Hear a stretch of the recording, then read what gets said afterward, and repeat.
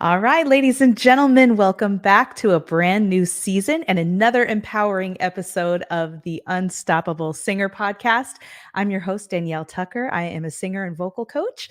The Unstoppable Singer is an interview style show where we dive into the lives of real life professional singers who have achieved some incredible feats in their careers. And we explore the challenges and the triumphs that come with the life under the bright lights, and we learn about what being unstoppable truly means to them. So, if you're passionate about music and the stories of remarkable artists, then you're in the right place. Stick around because we're going to jump right into it. Today, we have a very special guest who's making waves in the music industry with her incredible talent and unique style. Our guest is Hannah Abraham, a 23-year-old singer-songwriter and producer based in the vibrant city of Los Angeles. With a diverse musical background and a passion for blending genres, Hannah has been creating music that not only sounds amazing, but also carries important messages. You may have already heard her vocals, songwriting, and arrangements on popular shows like Nickelodeon's Monster High and Dora the Explorer, as well as hit songs like Ula's Futon, but her journey doesn't stop there. Hannah's distinctive sound influenced her Egyptiarican heritage, is taking the R&B neo-soul pop scene by storm. As a rising artist, she's not only captivating audiences with her music, but also using her voice to shed light on important and often overlooked topics such as mental health, sexual violence, and racism. Her lyrics are bold, her music is hypnotic, and her performances are nothing short of mesmerizing.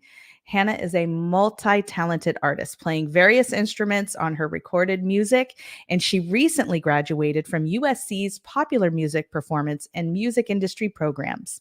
With her debut solo EP on the horizon, set to release in fall 2024, she's poised for even greater success. So join us as we dive into Hannah's musical journey, her influences, her vision for the future, and her experiences in the industry.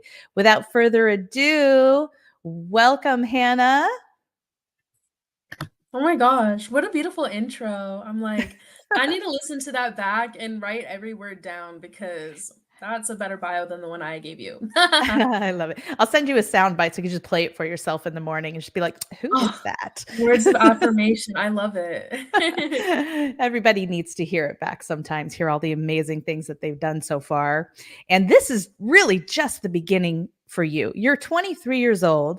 You may be my youngest guest to date, which I Hey. absolutely love because we're going to get a very fresh and different perspective from an artist who is, you're certainly not new on the scene, but you're in your, I don't know, you're in the first chapter here, and I We're think getting that's our foot in the amazing. door. We're getting Yeah, established in the industry. Yeah, I'm yeah. honestly surprised that you asked me to be on the show because you've interviewed so many of my friends, and I'm like, wow, like I'm honored to be here. Well, we're honored to have you. You have made some incredible accomplishments already in your very young career, and I think it's Yeah. so important for singers at any stage of this business to hear different perspectives from people who are, seasoned, who've been doing this for decades and decades, some who are kind of mid-career and some who are at the beginning, because we all have a unique perspective to shed on things and to just kind of open our eyes to the ways that people see things differently and the different experiences everybody's having. So Yeah, uh, absolutely.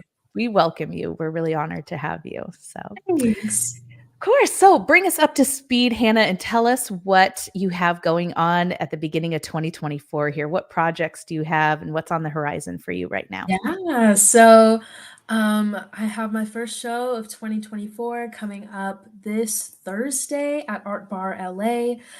It's a really cool creative mixer, not just for musicians, but also artists of all types. I'm playing a short set, but I'm bringing my bassist and my harpist, and we're going to do some really dope original arrangements of my original. So it'll be a good Mm. time to just come and network and meet new people. A bunch of my friends are also on the lineup, so you guys come and support. Got to show up for the community.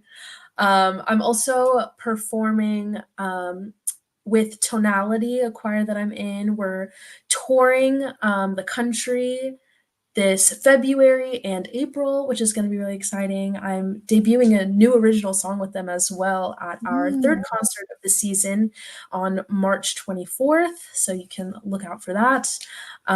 Later on in the year, I'm playing a show at the Mint on May 5th with my band. And even later this year, you can expect a new EP for me, my debut EP called Fantasy, that I'm really, really excited about. It's been in the works for too long, so it's time for her to get out. That's amazing. God, you've got some great stuff coming down the pipeline. Congratulations. That's really exciting. Just the So beginning. yeah. So tell me, when you go out on a live show these days, is it consistent from show to show, the same band, songs that you're doing, and kind of give us a feel for what the flavor is when you're out there? Yeah. Well, I've been fortunate to craft such a cool and personalized live experience over the years. And I've gotten to a point where I have different sets kind of based on my moods. A lot of the people that I play with are my friends that I've made at USC that were also in the pop program with me. Some of which have been my roommates and are just really close friends of mine. So I usually call in that community. It's not always the same people, but usually is the same groupings of people. And yeah, so like this show coming up is an acoustic set. So it's going to feature some of my songs that will be coming out on the Fantasy EP, promoting that. But my last show of 2023 was like an entire set of all deep cuts locked in the vault, like just because I was feeling burnt out and kind of angry by the end of the year. So I was like, I feel like playing an angry set, and I Mhm. I brought out all my loudest songs, and it was really fun. And you know, I've got to really make those experiences my own by counting on not only my musician friends, but I have some friends that do visual art. Shout out Sebastian Sack. He does my visuals for me that I get to project. And I like to put lights on my mic stand. And I do a little sound bowl meditation thing for my acoustic sets. I might scream at you for my more angry sets. Yeah. It's a really fun time. Oh, I love it. That sounds amazing.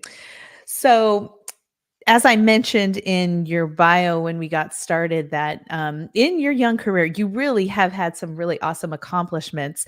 But I really want to know what has led up to this. Let's go way back to your origins and talk about how you got your start. What was your family like, and how did music ignite in your life? Yeah, so I tell everybody that I popped out of the womb singing. I came out when, you know what I mean? Um, I've been singing my whole life. Ever since I can remember really. And it's funny because I didn't really grow up in a musical family. I'm a first generation American. My parents immigrated here. And so the music that they listened to, if any, was always like Arabic music or salsa music, because I'm half Puerto Rican, half Egyptian. And so that's kind of the music that they exposed me to, that or Michael Jackson, because that was the one, like, Yeah. American artist that they were like, and Journey. My mom loves Journey. But in general, my family wasn't super musical. So it's not like I was listening to music with them all the time. I was more so kind of discovering it on my own, like learning all of the theme songs I would hear on TV and singing it back every time they played, listening to Kiss FM on the radio and learning all the Mhm. pop songs, banging on pots and pans in my house, pretending to play the drums. And I mean, I always knew that like I had an inclination for music. And I think my first moment when I really realized that was I used to go to a Christian elementary school for a couple years, and we would do chapel once a week.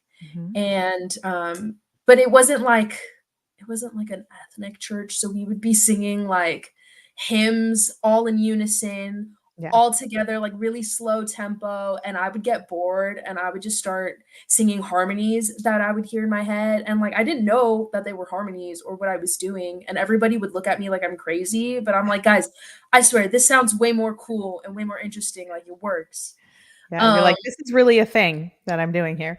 right. Like we gotta switch it up, y'all. We gotta make it interesting. So and after that, you know, I just kept begging my parents to put me in voice lessons literally for years. And every stranger I would meet as a little kid would be like, yeah, please tell my mom to put me in voice lessons because I Ugh, really love to sing and blah blah blah. And so yeah, it was kind of definitely on my own agency that I pursued music. And eventually my mom put me in voice lessons when I was I believe I was 11 or 12 years old. Before that I was taking piano lessons like at a community center, until we couldn't really afford it anymore. We didn't grow up like with a ton of money, so um, it was always like I had to convince my parents that this was worth the money and that it mhm. wasn't just a hobby and it was something that I was really passionate about. Yeah. Um, and so I was really lucky in middle school to meet one of my best friends whose dad had a home studio and he was a producer and played all the instruments, wrote, recorded everything. And he kind of taught me how to do all of that as well. So I learned how to play the bass guitar, the drums, guitar, keys. I learned how to track and record, engineer, some like light mixing, and then we like would burn it onto a little CD that I would take Yes. home and show my mom, like my first original songs. Was And this in yeah, your teen years? that was like middle school, early high school. Okay. Yeah. Okay. So that's how it really started. And I, you know, I was always a choir kid. Like I was in choir in elementary school through middle school through high school. Um, I did like the band program very briefly in elementary school, and I picked up the violin for 2 years. So just really trying to take advantage of the resources that I had around me and in my community. And yeah, and then I started writing original music in middle school. And in high school, I was in three different choirs. I Mhm. was, you know, performing for different charity events for clubs that I was in. And I realized that, you know, this is it. I wasn't going to Mhm. be a doctor. I wasn't going to be a lawyer as much as my parents wanted me to do that. Like I knew my passion was in performing and writing and singing.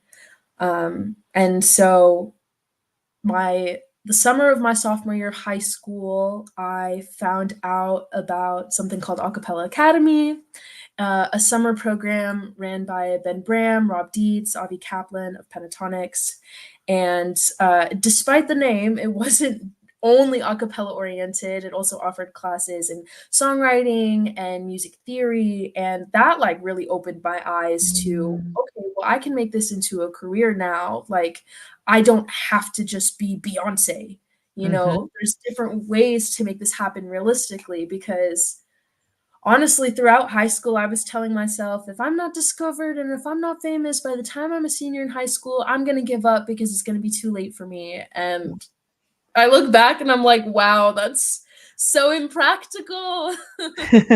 Yeah.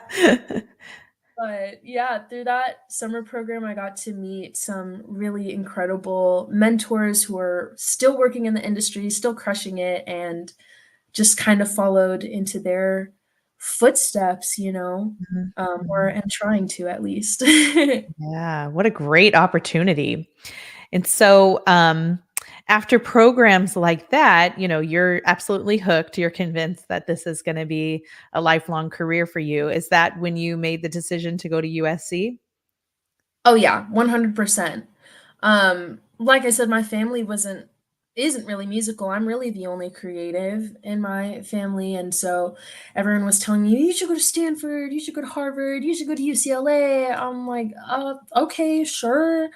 But it wasn't until I went to Acapella Academy, I realized that everyone there wanted to go to USC. Mhm. And I was like, okay, I think I want to go there too. And instantly after that, like I was the biggest USC fan. I was buying t-shirts and hats for the school before I even applied, which could have been like, that was really risky of me, really bold, honestly. But it was like between USC, Berkeley, and even UCLA. Those were like the Mhm. big three, I think, that everyone was applying to for music. And so once I realized that USC had a pop program, it was in LA, it was local, the faculty was just amazing. The acceptance rate is like incredibly small. It just really made me want to shoot for the impossible, I guess. Yeah, yeah, that's incredible. So, obviously, you were accepted into the program. What were your days like at USC? Yeah, well, I actually wasn't accepted into the pop program the first time I applied to Aha, USC. okay, okay. I when I was applying, I submitted for both the pop program as a vocalist and also for the music industry program as a backup because I really wanted to go to USC, whether that was for performing or not, just because it felt so ideal. And I love LA. Like, I didn't want to leave. I knew this is where I had to be. So I was willing to do whatever to make that happen. And it was a really hard decision because I didn't want to not go for my dream program, but at the end of the day, that's what I decided to do. And I knew that I would still have the same faculty and resources at my fingertips if I just put myself out there. So Mhm. I did music industry for a year. I reapplied for the pop program, this time with referrals from current pop professors, and I got rejected again. Wow, And okay. so at that point, I was like, okay, maybe it's not meant to be, but I'm still gonna try to take the classes. I'm still gonna try and learn the same material. Like, I was literally pulling up the curriculum schedule for the Pop Kids and comparing it to mine and planning how I was gonna fit in all their classes and as my electives, even though I Mm. wasn't gonna get major credit for it. Um, and I made buddy buddy with all the pop professors, including Patrice Rushen, who's like my mom. She's a huge mentor of mine. She was the chair of the program at the time. And I went up to her and I was telling her about my audition process and that I got rejected. And I was like, yeah, like I didn't get in, but it's okay. And she was like, no, that's not Oh, okay.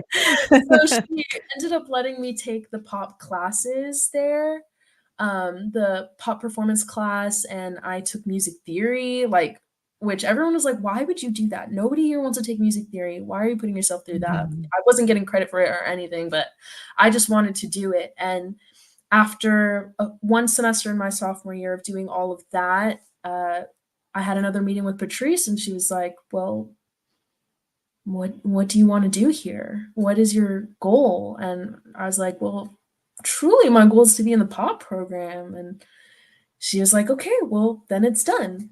And Mhm. that was that. Then I transferred into the program. And then the pandemic hit. Yay. But you win some, you lose some, I guess. Mhm, mhm. So what happened then for you? What year of school was this for you?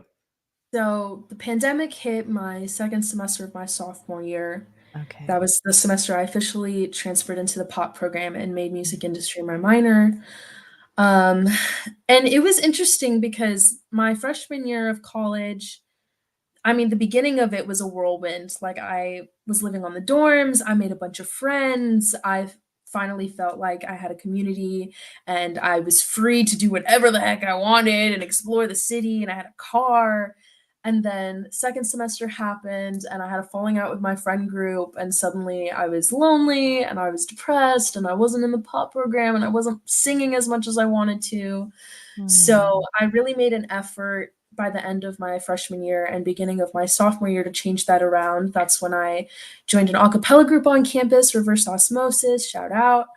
Um, And then I started taking all the pop classes, and beginning of my sophomore year, I felt like I was on top of the world. Like Mhm. I got booked to play my first ever show in LA. I was performing original music with a band, and I made all the arrangements, and I was getting so much like positive reassurance that, you know, I was where I was supposed to be. And then it's like the rug got pulled out from Yeah. under us. Yeah. Yeah. Suddenly, performing live went to performing in little teeny tiny boxes on the acapella app, and Mhm. it sucked. Yeah. Truly, it sucked. And yeah, it was a dark time. I was depressed for a while, not Mhm. only because of all the school things, but I was going through like some relationship things, Mhm. and I was just like in a really, really dark place. But you know, that's the best opportunity for character growth, I Mhm. assume. Yeah, So you're right about I that. Yeah. yeah, I used a lot of the pandemic to really figure out who I was and how I wanted to be an artist. I feel like for a lot of people, the pandemic either like ruined your career or it completely blew up your career. And I feel like for me, the pandemic was life changing, not in a very noticeably positive way, like outwardly, but I feel like I found my sound. I discovered my writing style.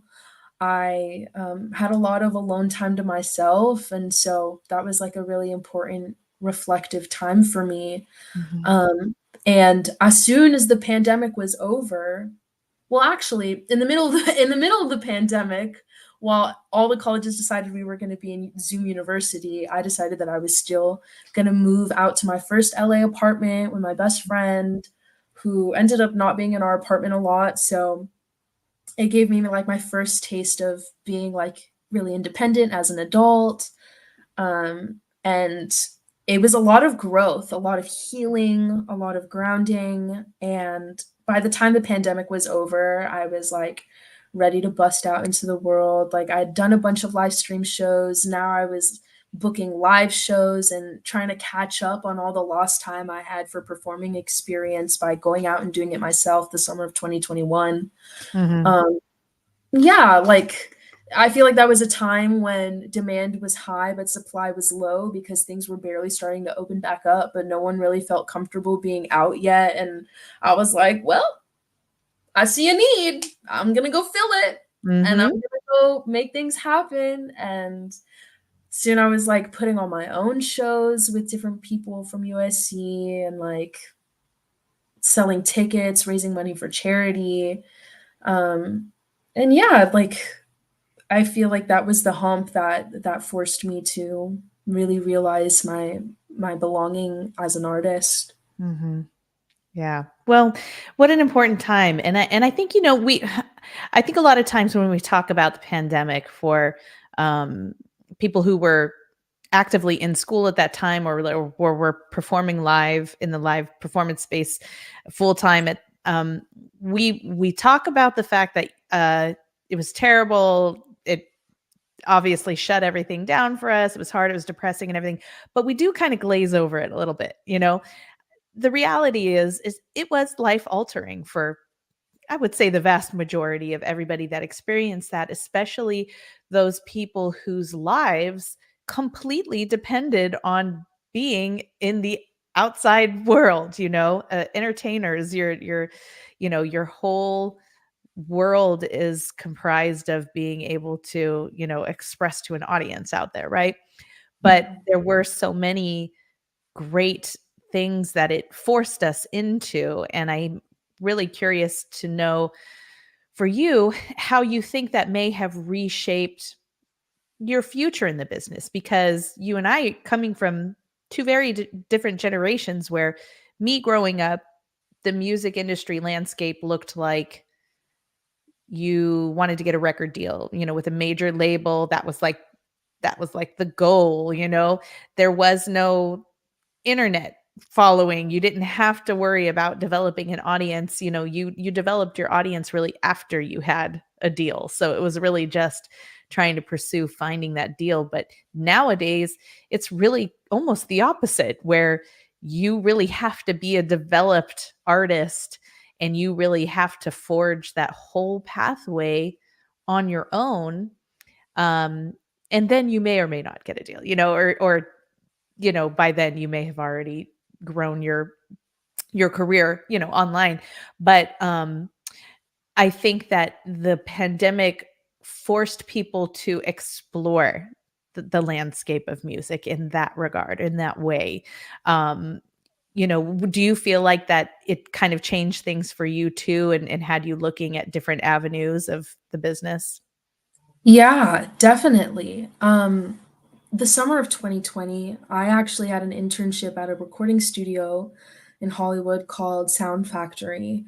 And I was there in person. I was wearing my mask and I was helping all the clients who were coming in to record during the pandemic. And I remember them specifically bringing in a bunch of TikTok stars and trying to Mhm. see who they could blow up into the next big thing. I remember sitting in the studio while they're actively pitching songs to like really young kids who, I mean, were my age at the time, if not younger, but it is so interesting. And it's like, I think what's beautiful about this generation is that it's given access to everybody to be able to make music, Mhm. um, where, nobody could have, like, made a whole record on their own before if they wanted to. So, in a way, like, everybody's given a voice, and that's a beautiful thing, but at the same time, I feel like a lot of big corporations are getting lazy because they don't invest in artist development anymore, and it's Mhm. like, because we have all of these tools to reach audiences, to market yourself, now you gotta do all the work yourself, because if there's no numbers to back you up, then why would any corporation wanna invest money on somebody that could potentially make no money? Right.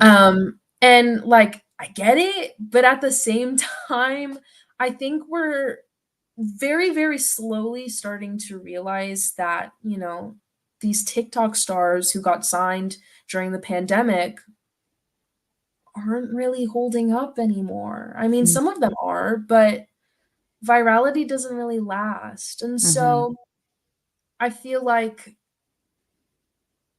forcing these new artists to come up with their following and come up with a brand that they can sell and market is almost like another process of like weeding people out. Like, who's really going to make it in this industry? And it's kind of a good thing that you have to like make your brand before you can get a deal, because then you don't have a big record label telling you who they want you to be, because you already Yeah. know who you are and you've already built up a fan base based off of who you are. So Mhm. there's like pros and cons, because like you can sign a person on TikTok who has several million followers, but they could never sell out a show in LA. Mhm. And so I don't know. I have mixed feelings. It's Mhm. weird. It's a weird time, Yeah. you know. Yeah. Well, so as an emerging artist yourself, how do you view the just I guess how do you view going after your goal, and really what is that goal for you? Because like I said, generations ago it was like you just wanted to get a major label deal, or that was the thing, because there just wasn't any other way, that you could get your stuff out there. But it is completely different now. So um tell me what that vision is for you now. Yeah. Well, it's kind of evolving as I grow in the industry, and I think it's important for every artist to kind of define what success means for them. If you want to be as big as Beyonce, or if you want to be as big as Lizzie McAlpine, or if you want to be a small indie artist, like all of those are valid depending on what you want. And for me, I think I've kind of realized that I am really fond of like the mid-tier kind of artist lifestyle, of like being able to make a living off of your music, but maybe still having enough privacy to like go to Trader Joe's and not get Yeah. bombarded by paparazzi, but Yeah. like also maybe play Coachella during the daytime. I don't know, something like that. Um, and so I'm trying to see I'm like, "Darn, I missed the TikTok train back in 2020," but I'm trying to look at social media and the internet now as more of a tool versus, like, a catalyst for Mhm, that sort of mhm, success. More so just a way of, like, finding your audience and engaging with them and showing your own personality versus relying on it to build a career, and, I think, like, most simply, I just wanna be able to put out my music, and I hope that,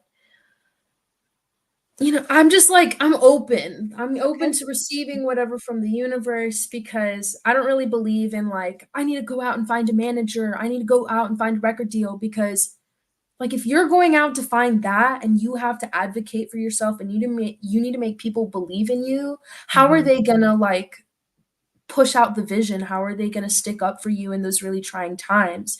I mhm, I want people on my team who believe in me from the start, who I don't have to convince, who want to support me. So, I'm just planning to put the music out and build my team as I get bigger and, mhm. until I can't do things on my own anymore and I find help from people who really understand the vision and believe in me, then that will be what happens. But I guess, like, another thing I've learned is that, it's completely possible to be an independent artist and not have a team and be successful, but you probably can't make a living off of your music being completely independent either. Mhm, So, I would love to sign, like, a record deal, maybe to an indie label or a publishing deal, or, like, mhm. I want a team for Yeah. sure, but I'm not focusing so hard on how I get there, I guess. Yeah, great, great. I love that you made that point, and I really want to touch on that too. So, now that you've been through USC, you have been immersed in the professional music scene and pulled back the curtain and see what, the real deal is, and that becoming a successful indie artist is not the only path in the music industry. It isn't the end all be all. And there are many different pathways you can go down in this business to be highly successful. As you said, that looks different to everybody. But what have you discovered about that for yourself? Do you feel like you've chosen the path just focusing all your attention in one area, or have you decided I need to create multiple streams of income? I need to have my eggs in a few different baskets. What's that like for you? Yeah, that's a good question. Um, because I feel like the one thing the pandemic taught us is that it's good to diversify your streams of income because you Mhm, never know what's gonna be taken away from you. And so I feel like I've been able to start my career being very well rounded. I'm not just an artist, I also arrange music, I songwrite for other people, I'm a session singer, I'm a vocal coach, I'm a music director. I do a lot of different things. And that has served me well so far. And I've been able to make a living and I'm doing good. But I'm kind of at a point where I feel like my time and energy is too divided in a bunch of different things. And I'm starting to feel like the way for me to really reach my goal of being that mid-tier artist is to start focusing more of my time and energy on that. And, I hate to bring up the starving artist because no artist should ever be starving, but mhm, it's that sort of, like, motivation and pressure from being starving that allows people to succeed. mhm, And I feel like right now I'm a little too comfy. I'm a little too complacent. I need a little risk. I need a little push. So, mhm. that's my goal for this year, to finally put my EP out, to play more shows, to work more for myself and less for other people. Yeah, I think that's a great point that you make, that kind of having the hunger there is an important driving force, behind a lot of us, because I agree. I know so many successful working singers who have kind of stepped away from pursuing an original career just to exclusively go down the path of a working singer, session singing, live performance, what you name it, because it can be very lucrative. And once you've enjoyed the fantastic feeling of having money in your bank account and being able to pay your bills doing something you love, it's hard to step away from that. You can't unsee that. So it is good Yeah. to kind of have a healthy balance of those if you want to pursue those goals. Yeah, Yeah. absolutely. And Yeah. I feel like now's the time. I'm in a really privileged place where my family lives in Southern California. Like I'm living with my parents right now, so I'm I'm an adult, but I don't quite have all the responsibilities, I guess, of being an adult yet. So I want to be able to take advantage of that to really chase my dreams and at least say that I tried. Yeah, absolutely. Well, I love that, and savor where you're at, because you're gonna wish you were back there at some point in your life. So just Oh, take yeah. advantage of it now while you I can. It's milk great. it. Oh, yeah. Yeah. So in your young career, though, you've had some pretty great breakthrough opportunities here. You've had some songs on Monster High, Dora the Explorer, and so on. Tell me about some of the situations that led up to some like really cool opportunities for you this far. Yeah. I genuinely feel like all of those opportunities kind of came when I least expected it. Mhm. Um, but I will say that it has all been the result of me networking and just meeting people and putting myself out there. Mhm. For example, the Dora gig I got because I connected with somebody who was in the music industry program at USC who was a rapper, and his teacher from high school wrote the Kim Possible theme song and was also writing for Dora and asked him, "Hey, I need Spanish speakers for this for Dora to help me write songs. Do you know anybody?" And I just happened to be maybe the only Latina person at USC in the program that he knew. And so he, recommended me for that, and I was able to land it. Um, and so, just like little connections that you never know will lead to something big. Mhm. Yeah, that's great. And how often would you say, well, tell me, this is what I want to know. What does a day in the life look for like a singer like you who has you are in the live performance space, you're writing original music, you're doing session work, you doing contracted projects and everything like that. Give me the day to day for you. Well, I wish I had one answer for you, but my day to day is different every day. Mhm. And I will just pull up my calendar and I will tell you what my week was like. So let's see. Last I'll start at the top of the week. Last Sunday, okay, I do church gigs every Sunday morning from 10 to 12. So I was Mhm. there, then I went to the gym, then I went to a networking event with my friend who's also a musician who I haven't seen in a long time. I brought them with me. We networked, we met a bunch of people. After that, I went to my mentor's birthday show at the Mint, met a bunch of people there. I actually booked a show there by meeting the promoter just by going. Um, and then I also have a day job at Cobalt Music. I'm in the sync team there as a licensing admin assistant. So I work from home on Mondays. I did that. And then I music direct at a high school a cappella group on Monday evenings. So I went there. Then I went to a jam session after that. Tuesday, I went to the office. I got lunch with somebody, with a friend that I hadn't talked to in a while who's also in music. Went to the gym, went to therapy, went to a jam session. Wednesday, I went to the office. Then I went to my friend's birthday show after that, where I also caught up with a bunch of old friends I haven't seen in a while who are musicians. Um, and then I went to a jam. Thursday, I went to the office and I actually didn't have much to do after that. So I went to the gym and I went home and I slept for once. Today is Friday. I was working from home. I taught a vocal lesson in the afternoon. now I'm doing this interview, and then after this, I'm gonna go give my brother a piano lesson because he asked me very nicely. And then tomorrow, I'm going to two of my friends' single release shows and potentially a concert after that.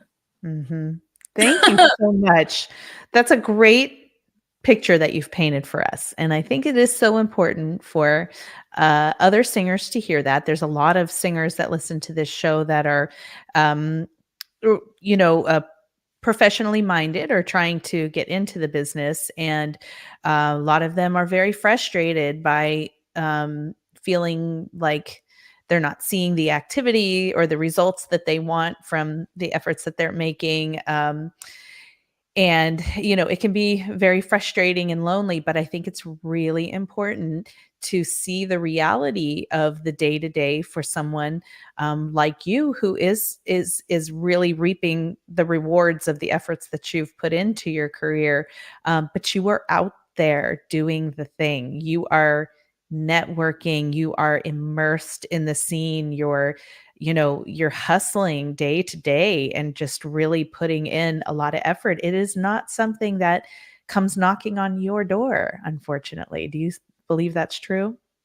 Yeah, I mean, I probably gave you way more information about my calendar than you needed to know, but No, I think it's it's great. true. I love the It's example.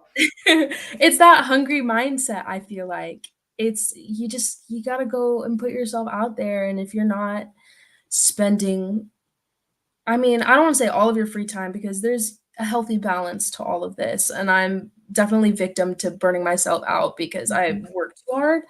Um, but it is really important to diversify your time in a way that's still always contributing to your craft, I feel like. So even mhm, when I'm going to the gym, like I'm working out my body, I'm warming up my voice, I'm expanding my lungs. mhm, I'm if I'm going to a networking event, like I'm meeting people, I'm sharing my music, I'm hearing about events that I can put on my calendar and go and support other people. Um, if I'm, doing an interview, I'm helping to promote myself. Um, if I've got a lazy Sunday, then I'll start journaling and that will, help inspire me for the next writing session. Um, it's finding ways to influx creativity into everything you do and like how to reap your own benefits from that because like you said it's not going to come knocking on your door until you've reached a level of success where it will but yeah, you've got to get there first and mhm, I'm a big believer in that like you've got to tell people what you want in order to attain it and so like if you're going to tell people I'm an artist you got to walk the walk you got mhm, to put time into your craft you got to release the music you got to share the music you got to meet the people and it doesn't have to be like this big looming daunting thing like just the smallest things you can do can contribute to your craft even just mhm, like answering emails applying to grants applying to festivals like anything you can do it's yeah. all gonna work its way back around. Yeah, absolutely. That's great insight. I have been learning a lot about the flywheel concept, which I'm going to absolutely butcher trying to explain it here now, but I'll do my best. But flywheel is this device that they're using in remote areas of country that don't have running water, right? So in some spaces I don't know, maybe a generation ago they're putting in, a pump that is hand pumped and you just do the same action over and over and over again. You get the same result over and over again, no matter, how you pump the water. But now they're using this device that is called a flywheel where it's kind of, I don't know, submersed into the ground the same way, but and it does require an initial physical action. And it's actually pretty tough to get it going.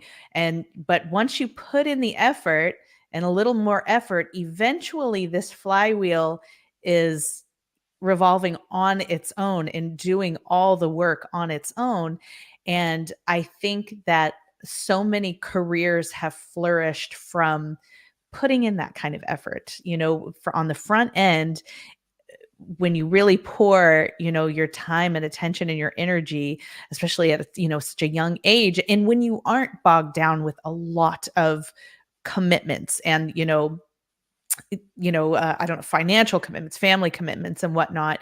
But when you on the front end load all your time and energy that way, at a certain point, you are going to find that you don't have to try so hard. It won't always be that hard. But if you can kind of just keep it going here on the front end, eventually it is going to just start returning to you because you're going to be established. People are just going to know you. You're going to be on their radar, and you would have laid such a phenomenal foundation, in the lives of all the people around you. They're just going to naturally want to work with you. So I think Yeah. if you're not already feeling that already, I bet you soon will. Oh my gosh. No, that I didn't even know that that was a thing. The flywheel? That's Yeah. cool.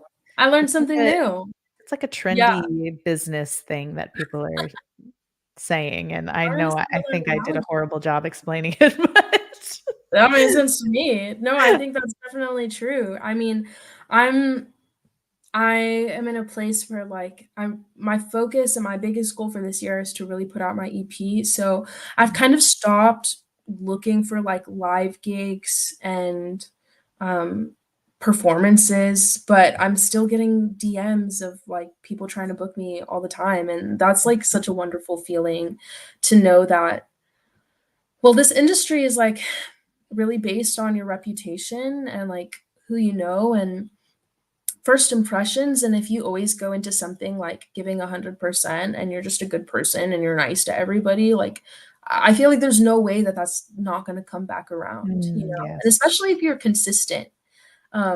Because one thing that I've learned is that like you can be one of the most talented people, but if you're not loud about advocating for yourself and you're not consistent about your work ethic, then you're there's not much room for growth, but a lot of mediocre people can find a lot of big success just because Mhm. they were loud and they went out of their way to advocate for themselves and they were being consistent. And Mhm. it's all about hard work and Yeah. less about talent. Yeah. No, that's true. That's very true. Yeah. Well, it's been amazing to hear, your journey, your insights, and your perspective. Like I said, I think you may be the youngest singer that I've had on here, and I absolutely love it. It's been great chatting with you and just getting to see things, from your lens. Um, and what I've noted throughout our conversation is that you really have had a lot of hurdles to overcome so far, making your way to where you are now. So that kind of brings me to my final question of what is it that makes you unstoppable? I love this question of the podcast. I wrote down I wrote down my little answer, so forgive me if I'm looking off to the side. That's right. um, what makes me unstoppable has to be my undoubted passion. Um, it is my unique identity, my intentionality, and my diverse skill set, Mhm, and my unique perspective on creativity. mhm. That's an amazing answer. Thank you for that. Oh, thank you for having me. Of It's been awesome. course. This was great. Yeah, thank you so much for taking the time to do this, and I am absolutely gonna be on the sidelines rooting for you. I can't wait to see what you do in your career. We'll have to have you come back and give us an update on everything that's going on with you. Absolutely. Where would you like everybody to go to, explore your new music and follow you? Yeah, you can follow me on all social media at made the number 4 music. You can listen to my music on all streaming platforms as Hannah Abraham, HANNAHABRAHIM. And yeah, stay tuned for the upcoming EP follow me on Instagram, keep up with the shows I'm playing around. Yeah. Yes, that's awesome. Great. Thank you so much. And I'll make sure to put all of the links in the show notes so everybody can get to those very easily. But thank you so much, Hannah. We appreciate you. And we Thank can't wait to you. see what you do in the future. Thanks for joining us tonight. And thanks to Um, everybody for listening. We'll catch you on the next show. yeah.